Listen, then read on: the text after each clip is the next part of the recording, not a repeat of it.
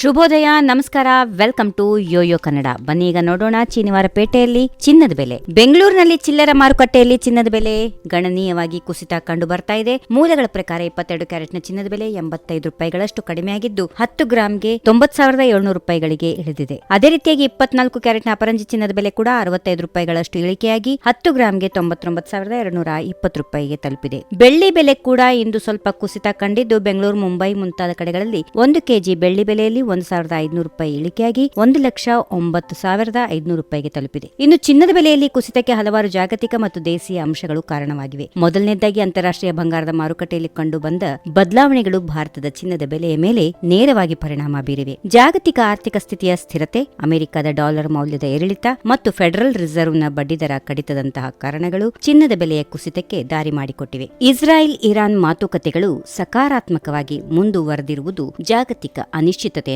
ಕಡಿಮೆ ಮಾಡಿದ್ದು ಚಿನ್ನದ ಬೇಡಿಕೆಯನ್ನು ತಗ್ಗಿಸಿದೆ. ಇನ್ನು ಎರಡನೇದಾಗಿ ಭಾರತದಲ್ಲಿ ಚಿನ್ನದ ಆಮದು ಸುಂಕ ಮತ್ತು ರೂಪಾಯಿಯ ವಿನಿಮಯ ದರದಲ್ಲಿನ ಸ್ಥಿರತೆಯು ಈ ಕುಸಿತಕ್ಕೆ ಕಾರಣವಾಗಿದೆ. ಜೊತೆಗೆ ಕೆಲವು ಆರ್ಥಿಕ ಸಂಸ್ಥೆಗಳಾದ ಕ್ವಾಂಟಾ ಮ್ಯೂಚುವಲ್ ಫಂಡ್ ಮತ್ತು ಸಿಟಿ ಬ್ಯಾಂಕಿನ ವರದಿಗಳು 2025ರಲ್ಲಿ ಚಿನ್ನದ ಬೆಲೆಯಲ್ಲಿ 10-15% ಕುಸಿತವಾಗಬಹುದೆಂದು ಊಹಿಸಿವೆ. ಇದು ಹೂಡಿಕೆದಾರರ ಮನೋಭಾವದ ಮೇಲೆ ಪರಿಣಾಮ ಬೀರಿವೆ.